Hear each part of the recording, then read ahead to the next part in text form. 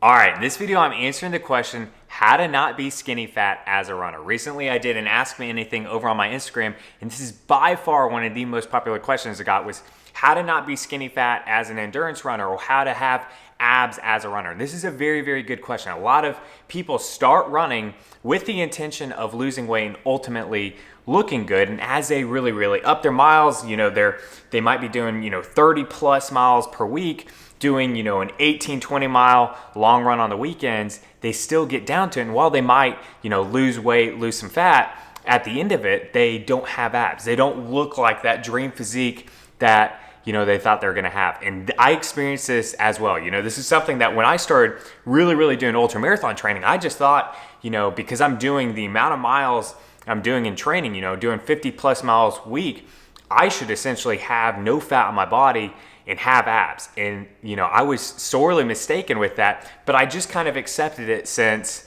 my whole goal was just trying to really, really complete these challenges. Having abs was much more of a secondary goal, but it was something that, somewhat bummed me out. But then I figured out how to not be skinny fat as a runner and essentially how to have abs and how to look really, really good as a runner, especially as an endurance runner. So today I'm going to show you 3 things you can do that really, really help me have abs as a long distance runner, as an ultra marathon runner, how you can essentially have those 6-pack abs and not be skinny fat. Now, keep in mind before I give you these 3 points, if your goal is essentially to be, an elite marathon or elite ultra marathon runner, or you're really, really trying to do a really good PR on your next race, not being skinny fat or having a 6-pack, that needs to be your secondary goal. But if you're trying to just, overall be doing these awesome endurance challenges while looking really, really good in the process, if you follow these 3 points,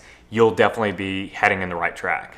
All right, so point number 1 is definitely the most important. I highly suggest, at least in the beginning, you need to track your calories. So many runners think because they're going out doing the amount of miles they're doing per week, doing the long runs on the weekend, that they're burning a ton of calories. And they are. You're burning a lot of calories if you're doing, 30 plus, 50 plus mile weeks, and then doing those, 18, 20 mile long runs. You're burning a lot of calories during that. But what so many runners make the mistake of, what I made the mistake of in the beginning, is you eat back your calories and more. It's so easy to eat back the calories from, say, an 18 mile long run. You can do that in one meal fairly easy. Us runners, we like our pizza, we like our beer.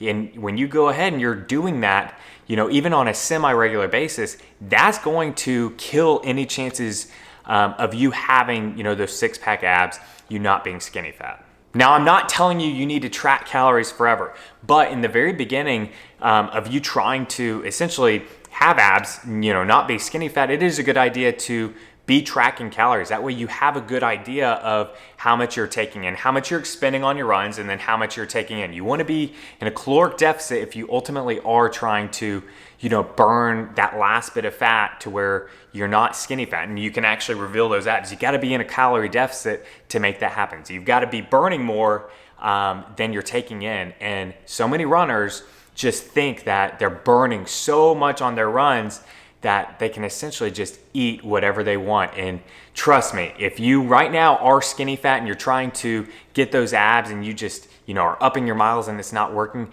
I guarantee you there's a very, very good chance you're taking in more than what you think. So at least in the very beginning, be tracking your calories. Now, with this being said, you need to be very careful with this because you do want to be in a calorie deficit in order to, melt off that last bit of fat to where you reveal your abs.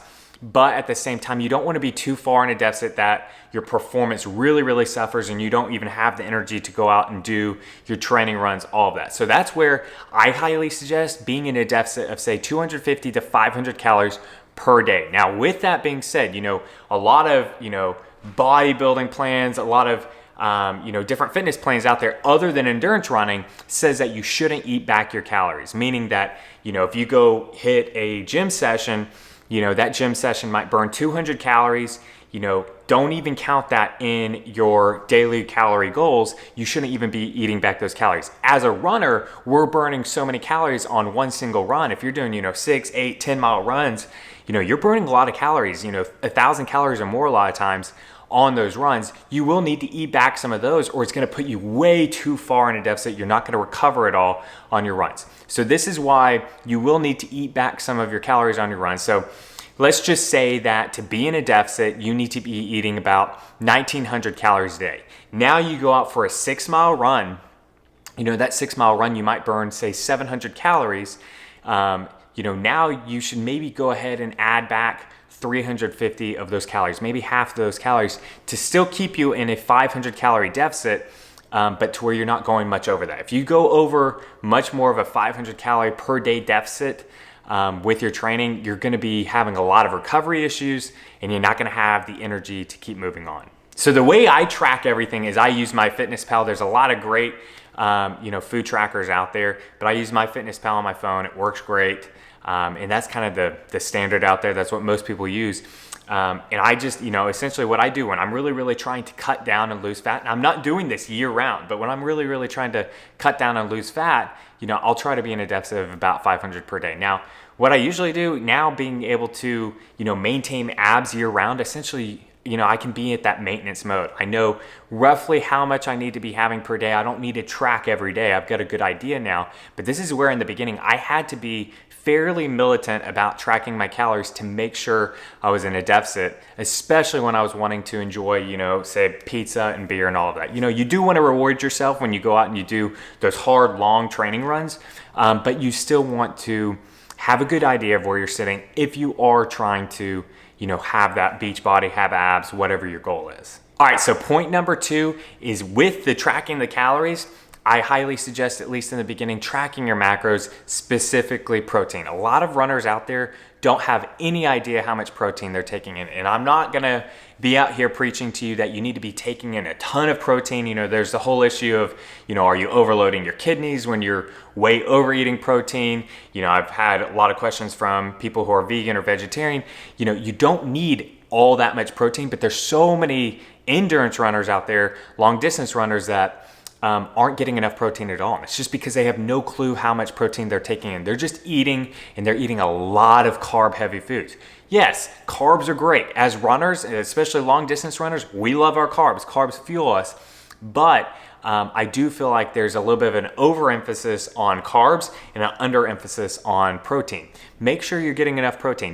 Me personally, I have about 1 gram of protein per pound of body weight. So me being around about 160 right now, I get about 160 grams of protein. For a lot of people out there, that might be a lot, but that's where you might want to be, at 0.75 or 0.8 grams of protein per pound of body weight. That's a great place to start.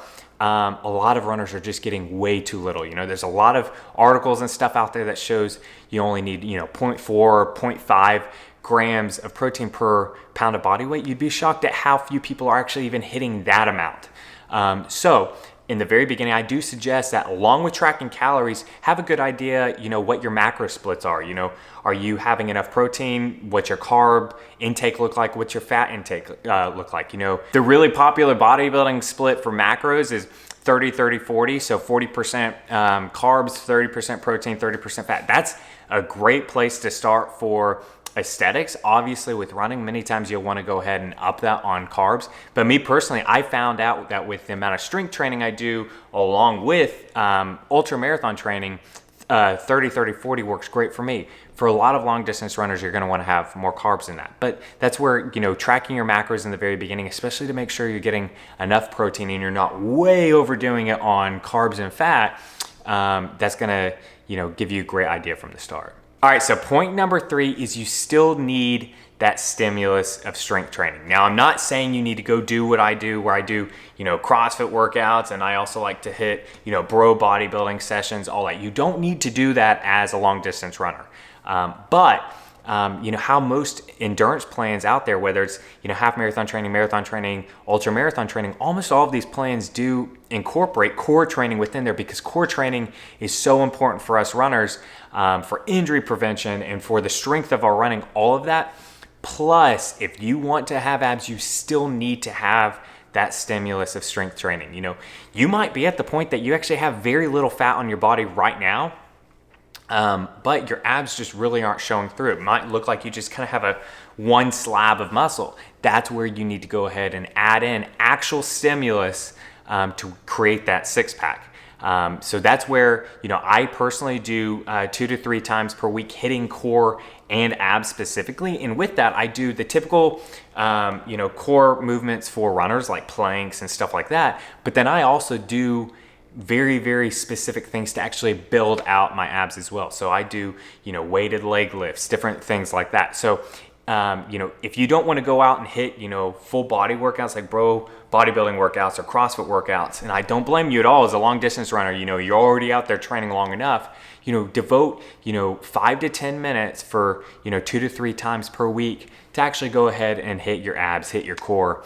And that'll allow your abs to kind of really come through and pop at the end. But those are the 3 big points. If you don't want to be skinny fat, you want to have abs, it really comes down to, melting away the last bit of fat, which that comes through being in a calorie deficit, maybe upping your protein. A lot of people are just having too little protein to where they have zero muscle on their body.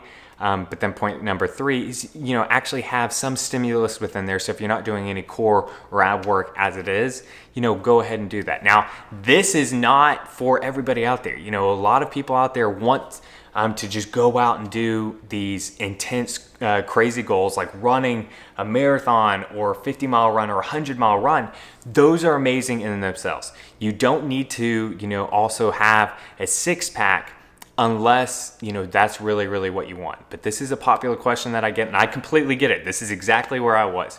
So if you are the type of person that kind of wants it all, you want to perform really good and do these crazy endurance challenges while looking good, you can do that. You just have to be strategic, and it really does come down to these 3 points, especially point number 1. You got to melt off that last bit of fat, and most runners are just frankly taking in way too much to be essentially burning off that last bit of fat. So it really comes down to just making sure you're in a deficit. But I hope this answered your question out there.